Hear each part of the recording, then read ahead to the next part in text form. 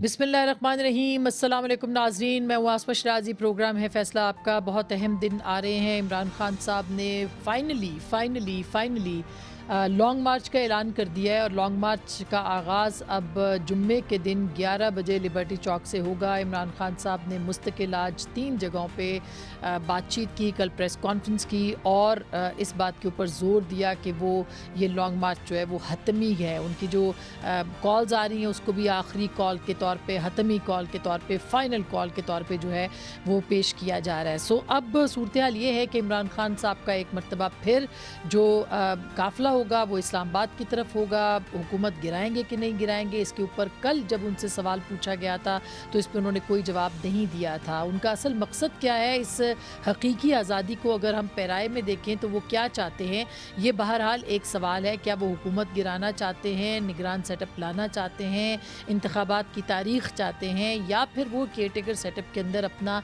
हिस्सा चाहते हैं। लेकिन जो भी सूरत हाल है, ये 4 नवंबर को उनका काफ़िला जो है इस्लामाबाद में पहुंचेगा और इत्तलात ये हैं कि जगह जगह से लोग जो हैं उनको निकालने की कोशिश की जाएगी। जीटी रोड से ये काफ़िला आएगा, तसादुम की सी सूरत हाल पैदा हो सकती है, लॉ एंड ऑर्डर की सिचुएशन ख़तरे में आ सकती है, ख़राब हो सकती है। और ये तमाम मामला जो हैं इससे पहले भी देखने को मिले हैं, 2014 हो या 25 मई 2022 हो। लेकिन इमरान खान साहब के जो लॉन्ग मार्चेज़ हैं उनका एक अपना एक अंदाज़ होता है और उसके अंदर ये ख़तरात पहले मौजूद रहे हैं, जिसको भांप के सुप्रीम कोर्ट में मामला गया था और इस वक्त और सुप्रीम कोर्ट ने आज खुद नोटिस भी लिया था। अब सवाल ये है कि जब इतनी बड़ी तादाद में, जो कि 4 तरफ से कहा जा रहा है, फवाद चौधरी साहब का स्टेटमेंट है कि लोग पंजाब से भी आएंगे, इसके साथ साथ खैबर पख्तूनख्वा से भी आएंगे और आज़ाद कश्मीर से भी आएंगे। अगर 3 जगहों से इस्लामाबाद की तरफ रुख होगा और हज़ारों की तादाद में लोग होंगे तो ये तासुर और ये ख़दशा मौजूद है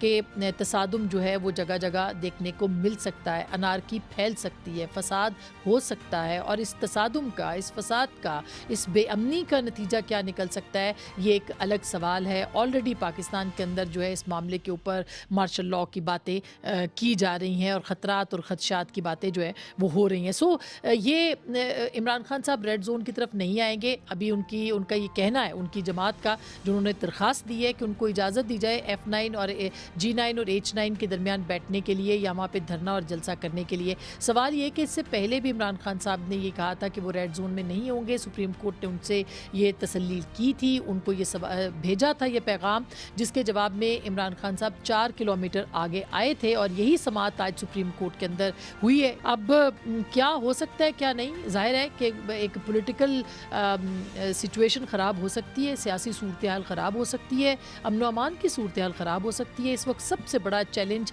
रियासत को है, हुकूमत को है।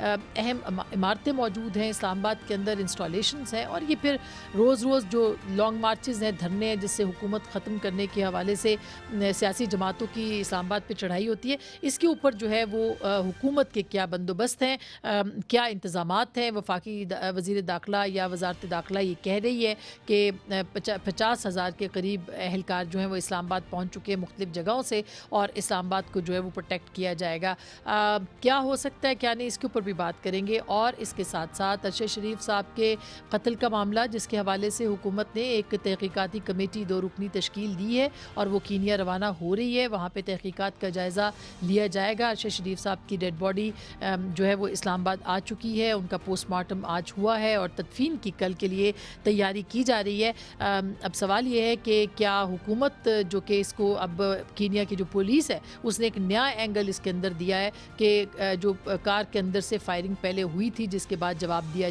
गया है, तो क्या पाकिस्तान की हुकूमत शफाफ तहकीकात की दरख्वास्त कर पाएगी, उसको यकीनी बना पाएगी कीनिया की गवर्नमेंट के साथ कि वो इसको यकीनी बनाए इन तहकीकात को। और फिर इसमें जो मुख्तलिफ राना सनाउल्लाह साहब ने स्टेटमेंट्स दिए हैं कि मुख्तलिफ एंगल्स के साथ जो है वो तहकीकात की जाएंगी, वक़ार अहमद के हवाले से, खुर्रम अहमद के हवाले से, और कुछ उन्होंने सूरह की स्मगलिंग के हवाले से भी बात की है। बहरहाल ये क्या मामलात हैं और क्या इंसाफ मिलेगा अरशद शरीफ को कि नहीं, इस पर बात करेंगे। आज हमारे साथ मौजूद होंगे वफाकी वज़ीर दाखिला जनाब राना सनाउल्लाह साहब। अस्सलाम वालेकुम राना साहब।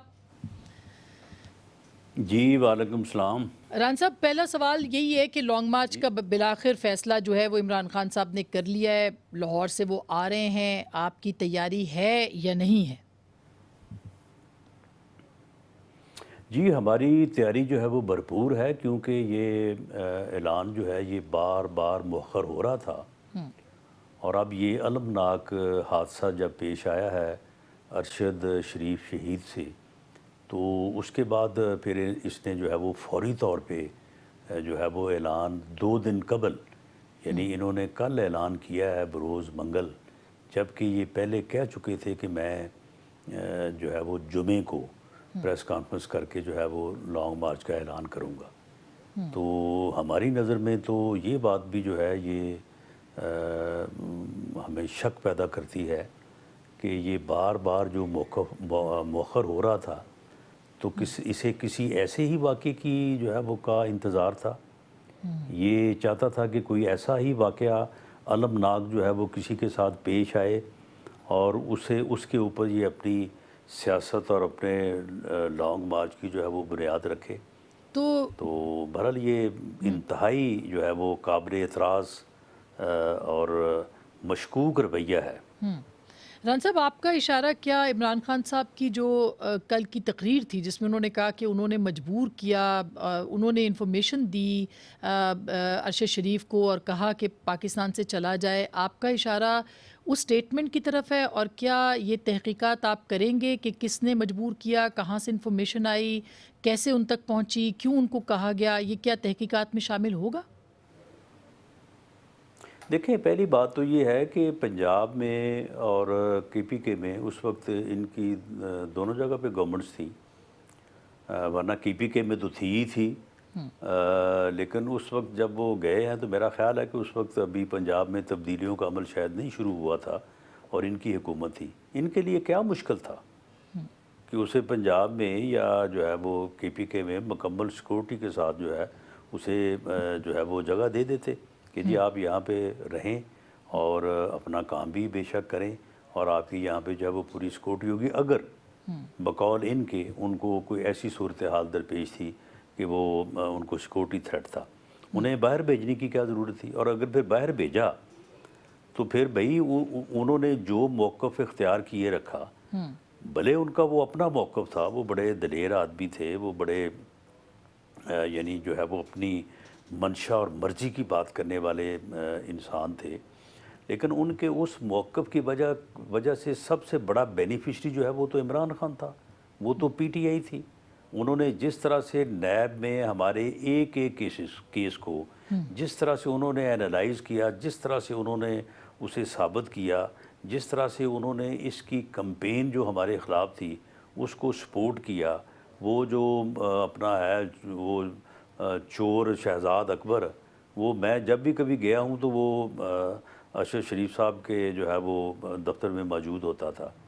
तो भई अगर उसके ऊपर उस मौक़िफ़ को इख्तियार करने की वजह से जो अरशद शरीफ ने एक बतौर एंकर के इख्तियार किया, अगर उसके ऊपर कोई मुश्किल वक़्त आ गया था, तो भई आपको तो उनको हिफाज़त यहीं पे करनी चाहिए थी। अगर उनको बाहर भेजना तो उसे वहाँ पे लुक आफ्टर करते।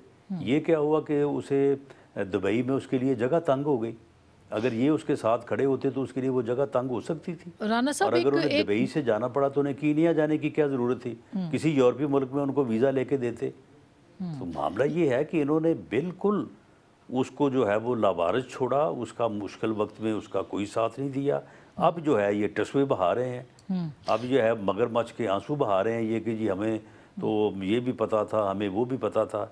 ये सब झूठी कहानी है तो और तो सब इसकी आफ्टर थॉट है। तो सच मैं नहीं सामने आएगा समझता कि राना इन्होंने साहब, लेकिन उसके जो साथ जो कभी भी कोई हमदर्दी की ठीक, हो। अभी जो बिल्कुल आप सही कह रहे हैं कि इसमें बहुत सारे बल हैं, लेकिन जो सवाल हुकूमत से बनता है, क्या ये बात दुरुस्त है कि दुबई गवर्नमेंट को राब्ता किया गया था कि इनको जल्द अज जल्द यहाँ से वापस भेजा जाए, इनको डिपोर्ट किया जाए? ये इल्ज़ाम लग रहा है वज़ीर ख़ारजा पे, लग रहा है आपकी गवर्नमेंट पे, लग रहा है फेक न्यूज़ का आप लोगों ने ज़रूर वो दिया है कि एक अलर्ट वगैरह, लेकिन ये तो क्लैरिफिकेशन गवर्नमेंट ऑफ पाकिस्तान को देनी चाहिए कि अगर क्या कोई ऐसा आप लोगों ने लेटर भेजा था या नहीं भेजा था यूएई गवर्नमेंट को?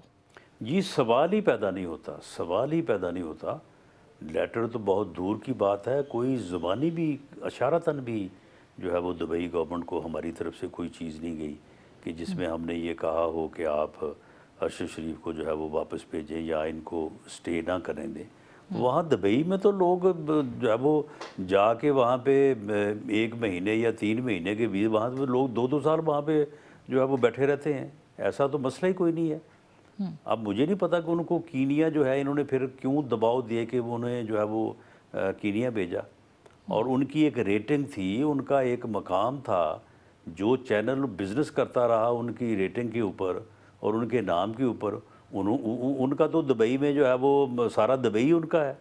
वो भी उनको जो है वहाँ पे जो है वो उनके लिए जगह नहीं पैदा कर सके, वो भी उनको वहाँ पे जो है वो सपोर्ट नहीं कर सके। असल बात ये है कि इन्होंने सपोर्ट किया ही नहीं है। ये इनका मुजरमाना फेल है, जिसके ऊपर पर्दा डालने के लिए अब ये दूसरों के ऊपर इल्ज़ाम लगा रहे हैं कि जी फ़लाँ ने ये कर दिया, फ़लाँ की वजह से गए, फ़लाँ की वजह से गए। पहले ये तो बताएं ना कि भाई आप जिनके साथ अरशद शरीफ मरहूम की बनती नहीं थी, उनको तो आप छोड़े ना कि वो उनकी मदद करते या ना करते या मुखालफत करते। आपने बताया ना आपने उसके साथ क्या किया है, आपने उसका साथ क्यों नहीं दिया। लेकिन रान साहब, एक एतराज़ ये भी आ रहा है कि तकरीबन 16 के करीब उनके ऊपर जो है वो एफआईआर दर्ज की गई थी। ज़ाहिर है आप वज़ीर दाखिला हैं, डायरेक्टली आपसे ही सवाल बनता है, क्या वाकई 16 एफआईआर्स थीं? क्योंकि एक में तो उनको फौरी तौर पर रिलीफ मिला था अतर मिनल्ला साहब की अदालत से, लेकिन अगर ऐसा था तो क्या ये काफ़ी नहीं था किसी भी सहाफ़ी के लिए कि वो अपने आप को गैर महफूज तसव्वुर करे इस्लामाबाद में या पाकिस्तान में? मेरा नहीं ख्याल कि ऐसा जो है वो किसी को सोचना चाहिए।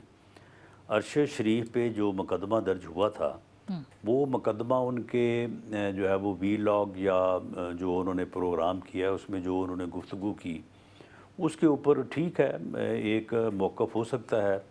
एक बात मेरी नज़र में दुरुस्त है, आपकी नज़र में दुरुस्त नहीं है, लेकिन उनको जिस तरह से इस्लामाबाद हाई कोर्ट ने जिस तरह से उनको रिलीफ दिया, जिस तरह से उनको प्रोटेक्शन दी, उसके बाद मेरा नहीं ख्याल कि उन तक जो है वो कोई इस किस्म की सूरत हाल जो है वो दरपेश हो सकती थी। तो उन्हें पूरा तहफ़्फ़ुज़ हासिल था। और मेरी उनसे इस दौरान जो है वो 1-2 मरतबा बात हुई है, तो वो बड़े मुतमिन थे और अपने मौक़िफ़ को बिल्कुल वो जायज़ समझते थे और उनका ये मौक़िफ़ था कि मैं जो बात कर रहा हूँ वो बिल्कुल सही कर रहा हूँ और उससे कोई उन्हें जो है वो पीछे हटने का भी ख़्याल नहीं था। होता है ना कि आदमी घबरा जाए और आदमी कहे कि जी मुझे परेशान किया जा रहा है या इस तरह, कोई उन्होंने इस तरह की बात नहीं की। ना ही उन्होंने बाहर जाने का कोई जो है वो इंदिया दिया। तो लेकिन बहरहाल ये उनका चॉइस था। आपने एक स्टेटमेंट दिया है कि कोई सोने की स्मगलिंग से मुतालिक, राना साहब, क्या आप इसको एलेबोरेट करेंगे? और क्या ये दुरुस्त नहीं है कि जो विक्टिम ब्लेमिंग है वो बहुत ज़्यादा पाकिस्तान के अंदर है? हामिद मीर साहब को गोलियां लगी, उनको कंट्रोवर्शियल कर दिया गया। अरशद शरीफ की अब शहादत हुई है, उसको कंट्रोवर्शियल किया जाएगा। तो इसके ऊपर आप क्या कहेंगे? नहीं देखें, अब एक आदमी जो है उसने खड़े हो के पेशावर में उसने सीधा सीधा ही जो है वो इल्ज़ाम जो है वो एक अदारे के ऊपर लगा दिया और उसने कहा कि जनाब ये टारगेट किलिंग हुई है। आप मुझे बताएं कि टारगेट किलिंग वहाँ पे कोई माफिया कर देता, कोई प्राइवेट आदमी कर देता, कोई ग्रोह कर देता। वहाँ पे कीनिया में इस किस्म के मनशियात के ग्रोह भी हैं, स्मगलर्स के ग्रोह भी हैं। वो बड़ा अनसेफ जो है वो मुल्क है। तो चलें, उसकी तो बात कोई रिलेट होती थी। अब मामला ये है कि वहाँ पे गवर्नमेंट और पुलिस को जो है वो पुलिस ये मौक़िफ़ ले रही है कि ये हमसे गलती हुई है। अब उनसे कितनी गलती हुई है और कितना वहाँ पे उन्होंने इर्रेशनल जो है वो उन्होंने बिहेव किया है, ये तो अब सारी चीज़ें आएगी प्रोब में, इंक्वायरी में या इन्वेस्टिगेशन में। लेकिन इसने जनाब वो सीधा सीधा ही उठा के जनाब इसने इल्ज़ाम लगा दिया है। तो अब इसमें आप मुझे बताएं कि इस सूरत हाल में फिर मासवाए इसके कि उसकी डेड बॉडी के ऊपर जो है ये अपनी सियासत कर रहे हैं। कल जब उनकी डेड बॉडी है वहाँ पे भी उन्होंने बड़े तमाशे किए, बड़ा अजीब इन्होंने जो है वो माहौल पैदा करने की जो है वो कोशिश की। उनके बच्चों को जो है उनके ऊपर प्रीवेल कर रहे हैं, उनसे ऐसी बातें कहलवाना चाहते हैं, उनसे ऐसे बयान दिलवाना चाहते हैं। तो ये तो इस तरह से लगे हुए हैं उनके पीछे कि इन्हें तो इस बात का तो कोई फिक्र ही नहीं है कि एक बंदा जवान आदमी जो है वो शहीद हो गया है, अपने उसके बच्चे, उसकी फैमिली, उसकी बूढ़ी वालदा, इनको तो अपना जो है ना वो तमाशा लगा हुआ है कि किसी न किसी तरह से हम इसको किस तरह से जो है वो मटेरियलाइज करें पॉलिटिकली और किस तरह से जो है इसको कैश करें। रान ये साहब तो ऐसी हरकतें कर रहे हैं। रान साहब, इस कहानी के अंदर बड़े मोड़ आ गए हैं। अब आपने देखा है कि जो कीनियन पुलिस है वो कह रही है कि जी अंदर से पहले फायर हुआ, यानी गाड़ी में से फायर हुआ। अभी तक हैरान कुन बात है, आप खुद लॉयर भी हैं, आप वजारत दाखिला पंजाब में भी रहे हैं, यहाँ पे भी हैं, आपका इतना तजुर्बा भी है, ये अभी तक हमें खुर्रम अहमद और वक़ार अहमद जो हैं ये सामने नज़र क्यों नहीं आ रहे? ये कौन लोग हैं? इनसे क्यों तहकीकात जो है वो नहीं हो पा रही, या उनकी चीज़ें मंजर आम पर नहीं आ रही? देखें ये खुर्रम अहमद और वक़ार अहमद जो हैं, हो सकता है कि इनका एक ऐसी निजी कंपनी जो वहाँ पे बिज़नेस में जो है वो इन्वॉल्व है, और उसका बिज़नेस भी जो है वो जिस तरह का वो मुल्क है वहाँ पे इसी तरह का है, स्मगलिंग टाइप ही। और वो कंपनी जो है वो एक बड़ी शख्सियत है जिसका एक चैनल से भी ताल्लुक़ है, उसकी जो है वो मलकियत जो है वो बताई जा रही है। तो अगर ये उस कंपनी के मुलाजिम हैं और वो उस गाड़ी से फायर हुआ है और ये दोनों जो है वो महफूज रहे हैं, तो फिर ये चीज़ें जो हैं ये फिर किसी और तरफ जो है ये निकल जाएंगी। और फिर ये देखना पड़ेगा कि उनको दुबई से वो कीनिया ही क्यों गए, वो किसी और मुल्क में जो है वो क्यों नहीं जो है वो चले गए। तो ये सारी चीज़ें जो हैं ये बहुत ज़्यादा अबहाम क्रिएट कर रही हैं। उस अबहाम को ये अपनी सियासत के लिए उन्होंने इस्तेमाल करना शुरू कर दिया है।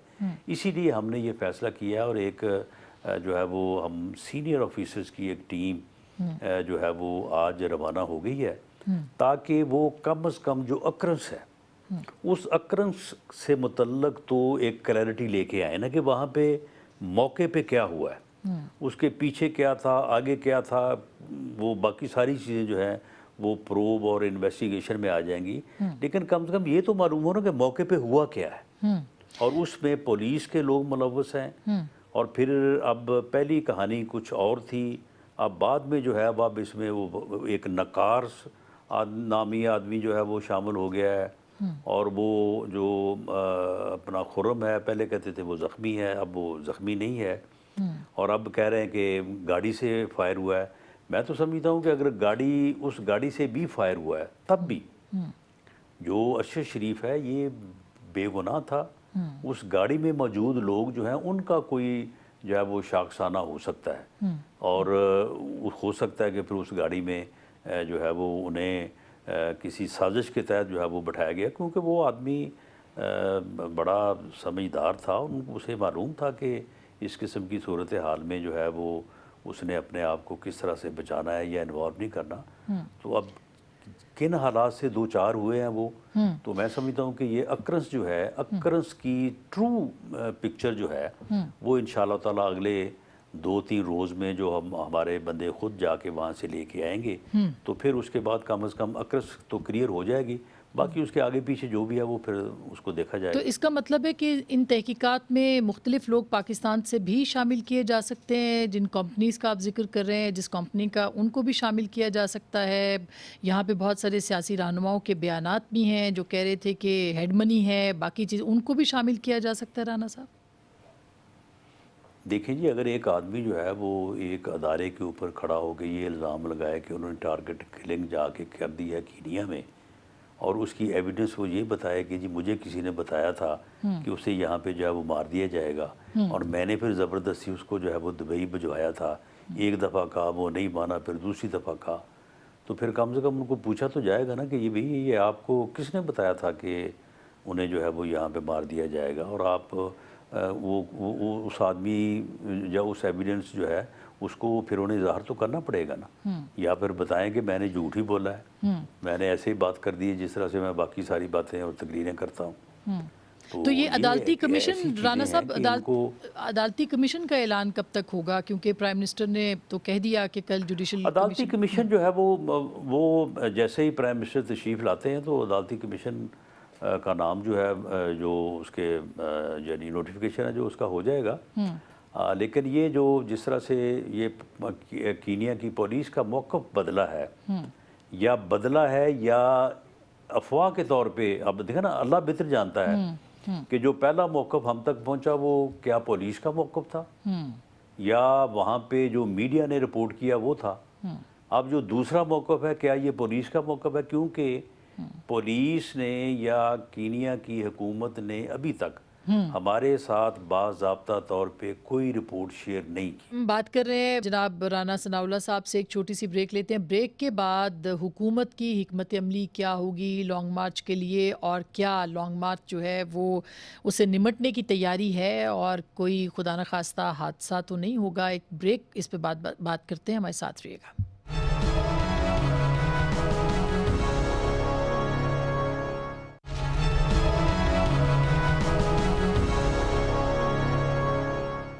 जी नाज़रीन, वेलकम बैक। एक दफ़ा फिर आपको खुश आमदीद कहते हैं। हमारे साथ मौजूद हैं राना सनाउल्लाह साहब, उनसे हम बात कर रहे हैं। राना साहब, इमरान खान साहब एक मरतबा नहीं बारहा मरतबा कह चुके हैं कि उनके पास एक मंसूबा है और अमन व अमान की सूरत हाल को शदीद ख़तरात भी हैं। मार्शल लॉ की बातें भी हो रही हैं। आपको बहुत अच्छे से इल्म होगा कि हाल ही में जो इस्लामाबाद में बैठक हुई है उसमें ये बात बड़ी लाउड एंड क्लियर तरीके से बताई गई है कि अनारकी हुई तो फिर हालात बाहर होंगे।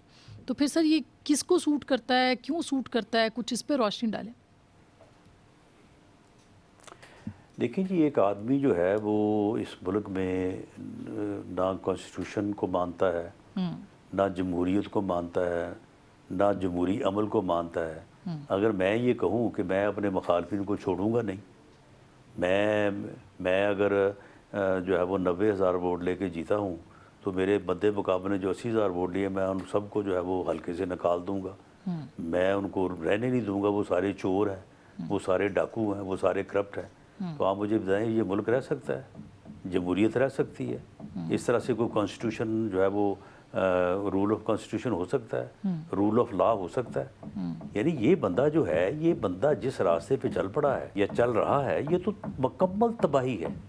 इस मुल्क की तबाही है, इस कौम की तबाही है। या तो पूरी कौम इसका इदराक करे और इसका कला कुमा करे, इस फितने का सर कुचले, इस फितने को जो है वो इस मुल्क से दफ़ा करे, वरना ये फितना जो है ये इस मुल्क को बर्बाद कर देगा। तो रान साहब, आपको मकासद क्या लग रहे हैं? क्या हुकूमत गिराना चाहते हैं इमरान खान साहब, या फिर वो इलेक्शन पार्लियामेंट में वापस आना चाहते हैं, वो इलेक्शन की तारीख लेना चाहते हैं, वो केयरटेकर सेटअप मांग रहे हैं, क्या कर रहे हैं, वो क्या कहना चाह रहे हैं? नहीं, मामला ये है कि अगर ये हुकूमत लेके भी अपने इस मौक़िफ़ पे कायम रहे, और इसे रहना पड़ेगा, क्योंकि अगर इस मौक़िफ़ के साथ ये हुकूमत लेगा तो फिर इसको इस मौक़िफ़ पे कायम रहना पड़ेगा। और मौक़िफ़ ये है कि मैं अपने मुखालफिन को छोड़ूंगा नहीं। तो आप मुझे ये बताएं कि अभी ये जो है वो इलेक्शन में, ये जो ज़िमनी इलेक्शन हुआ है, उससे 1 महीना पहले हमने हर घर में जो है वो, जिसका बिल 5,000 था वो 15, जिसका 15 था उसका 35, जिसका 35 था उसका 75,000, जिसका 75,000 था उसका 1.5 लाख। यानी हर घर में जो है वो हमने अपने लिए जो है वो नाराज़गी पैदा की, लोगों का गुस्सा जो है वो लिया। इसके बावजूद इस ज़िमनी इलेक्शन में भी 5,47,000 वोट इन्हें मिले हैं और 4,84,000 जो है वो हमें मिले हैं। 5.5 और 5.25। तो आप मुझे बताएं कि ये 5.25 वाले कहें कि ये 5.5 वालों को हमने रहने नहीं देना यहाँ पे, तो फिर ये मुल्क बचेगा? या वो कहें कि जी हमने इनको जो है वो मुल्क से निकाल बाहर करना है, इनको हमने छोड़ना नहीं है क्योंकि ये सारे चोर हैं, ये सारे डाकू हैं। अब इसका तो मौक़िफ़ ये है। आप मुझे बताएं कि इस मौक़िफ़ के साथ किस तरह से जो है वो मुल्क आगे बढ़ सकता है? सर मुज़ाकरात किस भी तो तरह शुरू से किए जा कौमी सर मुज़ाकरात यकजहती जो है वो पैदा हो सकती है? मुज़ाकरात शुरू किए गए थे। नहीं, वो तो कहता है कि मैं नहीं, मुज़ाकरात तो उसने 4 साल, पौने 4 साल गवर्नमेंट की है। मुज़ाकरात के तो ऊपर तो वो यकीन नहीं रखता। वो कहता है जी इन चोरों के साथ अगर मैं बैठ गया तो ये तो गद्दारी होगी, मैं गद्दारी करूंगा मुल्क से। अभी जो बैक चैनल तो मुज़ाकरात की बात हो रही थी, मुज़ाकरात तो गद्दारी है उसकी जो है वो लुगत में। जी, अभी जो बैकडोर चैनल की बात हो रही थी और मुज़ाकरात भी हुए और हमारी इत्तला है कि फैसिलिटेट भी किया गया मुज़ाकरात के लिए, उसमें कोई कामयाबी नहीं हुई कि वो इलेक्शन शायद डेट मांग रहे थे नहीं, या नहीं, क्या? कोई मुज़ाकरात हुए ही नहीं है। कोई मुज़ाकरात हुए ही नहीं हैं। लाखों का मजमा आ जाता है खान साहब के साथ, तो रान साहब फिर तो आपको बातचीत करनी पड़ेगी ना। नहीं जी, मामला ये है कि अगर वो इस बात पे तुला हुआ है कि या उसने रहना है तो या हमने रहना है, तो फिर ठीक है। फिर वो अगर जो है वो यानी इस मुल्क को फ़तह कर लेगा, तो जिस तरह से पहले हुआ करता था कि फ़ातिहीन जो हैं वो मफ्तू होने वाले सबको जो है वो ख़त्म कर देते थे और उसके बाद हुकूमत करते थे उस वक्त तक, जब तक कोई और आके जो है वो उनको ख़त्म नहीं कर देता था। तो अगर इस किस्म का जथा कल्चर जो है उसने अगर परवान चढ़ना है तो फिर ठीक है, ये फिर अल्लाह की मर्ज़ी है। अब इसमें फिर कोई इंसान तो कुछ नहीं कर सकता। आपका अंदाजा लेकिन क्या है, हम इंशाअल्लाह ताला कितने लाख इसका लोग आ पूरा सकते हैं? मुकाबला करेंगे और इसको नहीं जी, मेरा नहीं ख्याल कि 15-20 हज़ार से ज़्यादा आएंगे। उनको आप कैसे डील करेंगे? देखें, हम इनको अगर तो इन्होंने पुरअमन एहतजाज किया तो हम इनको in accordance with law deal करेंगे। जो इंस्ट्रक्शंस हैं सुप्रीम कोर्ट की और हाई कोर्ट की, हम उन लिमिट्स पे रह के इनको डील करेंगे। अगर उन्होंने चढ़ाई की, अगर ये चढ़ दौड़े इस्लामाबाद कैपिटल के ऊपर, तो फिर हम आखिरी हद तक जाएंगे और किसी कीमत पे इस जथा कल्चर को जो है वो हम कामयाब नहीं होने देंगे। तो आप गिरफ्तार अगर भी कर ये सकते पूरे हैं फिर? मुल्क से जो है वो लोगों को ला सकता है तो हम भी पूरे मुल्क में जो है वो कॉल दे सकते हैं। हम भी जो है वो फिर जो है वो अगर ये इस्लामाबाद कैपिटल पे चढ़ाई कर सकता है तो जहाँ जहाँ ये बैठे हैं वहाँ पे भी चढ़ाई हो सकती तो है। ये एक मुकम्मल फिर अनारकी की सूरत हाल होगी अगर इस आदमी ने होश के नाखून ना लिए। तो रान अगर साहब ये तो इसी शायद तबाही पे तुला हुआ है तो क्या आप ट्रैप नहीं हो जाएंगे? हो सकता है अगर आप कहते हैं तो यही मंसूबा हो, तसादुम होगा तो हुकूमतों को तो ज़्यादा जिम्मेदार होना पड़ता है, तो फिर तो यही होगा गली मोहल्ले में, और मार्शल लॉ भी लग सकता है फिर तो। नहीं, तो फिर आप मुझे ये बताएं कि अगर मार्शल लॉ लगता है तो फिर इसका मकसद मार्शल लॉ लगवाना है। अनारकी और अफरा तफरी जो है वो तो इसका मंसूबा हो सकता है, लेकिन वो इसका मंसूबा उसी वक्त कामयाब होगा जो आपने यानी दावा किया या जो आपने सजेशन दी है। मैं ये जो बात कर रहा हूँ आपकी सजेशन के जवाब में कर रहा हूँ।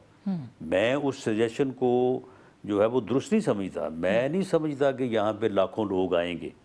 नहीं, मैं तो ये कह रही समझता हूँ हूँ कि अगर ये आ ज़्यादा जाते से हैं ज़्यादा सर, 15, 20, 25 हज़ार का मजमा होगा जी जिसको हम पूरे ताकत से कंट्रोल कर सकते हैं और कंट्रोलेबल होगा। लेकिन आप सजेस्ट कर रही हैं नहीं, मैं कि सजेस्ट नहीं कर रही, लाखों मैं लोग, तो सवाल फिर कर रही ठीक हूँ है, कि सर लाखों लोग अगर अगर आ जाएंगे सिनेरियो बता रही हूँ कि अगर सिनेरियो ये बनता है कि लाखों लोग आ जाते हैं तो फिर आपके पास क्या चारा होगा? आप तो फिर उनको रोक नहीं सकते हैं, वो कहीं भी जा सकते हैं, वो कुछ भी कर सकते हैं, तो क्या सिस्टम नहीं, डिरेल नहीं हम होगा? इनको रोकेंगे। हम इनको इंशाअल्लाह ताला इस्लामाबाद पे चढ़ दौड़ने नहीं देंगे।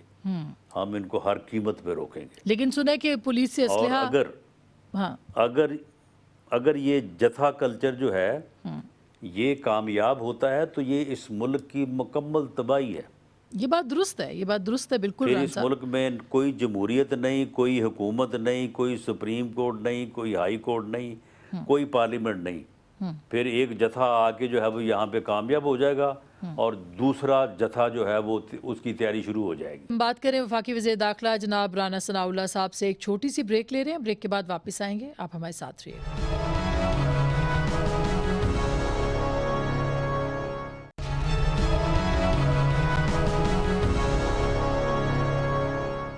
वेलकम बैक नाज़रीन, एक बार फिर आपको खुश आमदीद कहते हैं। हमारे साथ राना सनाउल्लाह साहब मौजूद हैं, उनसे हम बात कर रहे हैं। सर, एक खबर आ रही है कि आप शायद पुलिस को गैर मुसल्लह करना चाहते हैं, आपके पास शायद 50,000 के करीब एहलकार हैं, तो फिर कैसे होगा? आई मीन कोई भी कंट्रोल करेगा, उनको कैसे आपने कंट्रोल करना है, ये एक सवाल है। क्या फ़ौज तलब करेंगे आप बाकायदा या आर्टिकल 245 के तहत?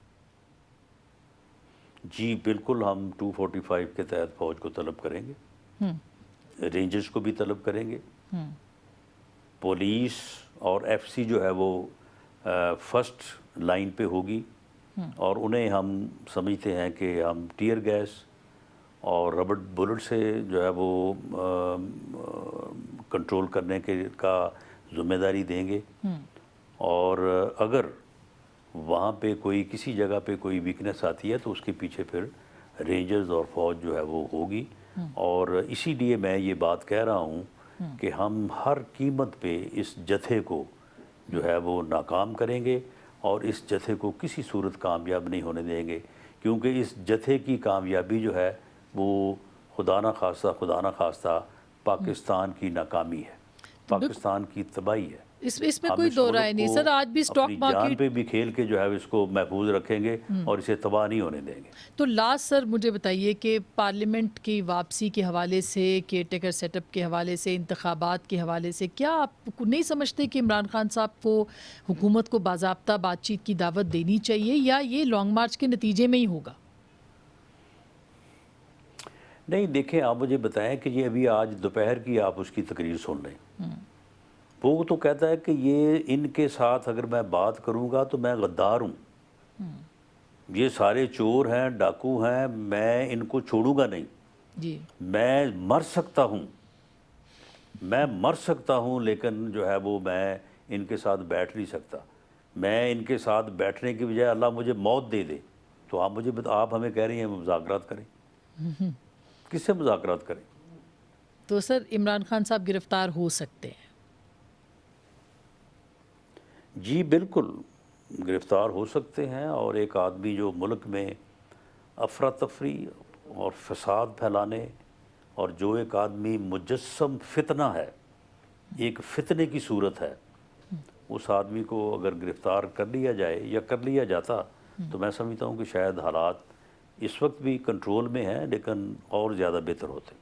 बहुत बहुत शुक्रिया। वफाकी वज़ीर दाखिला राना सनाउल्लाह साहब का कहना था कि हम जत्थे साजी की इजाज़त नहीं दे सकते। पाकिस्तान के आइन की अमलदारी के लिए ज़रूरी है कि जत्थों के ज़रिए से वफाकी दारुल-हुकूमत पर चढ़ाई को रोका जाए, और इसके लिए हर हरबा इस्तेमाल किया जाएगा। हुकूमत और रियासत की जानिब से आर्टिकल 245 के तहत फ़ौज को भी तलब किया जाएगा। गुफ्तगू आपने सुनी, फ़ैसला आपका।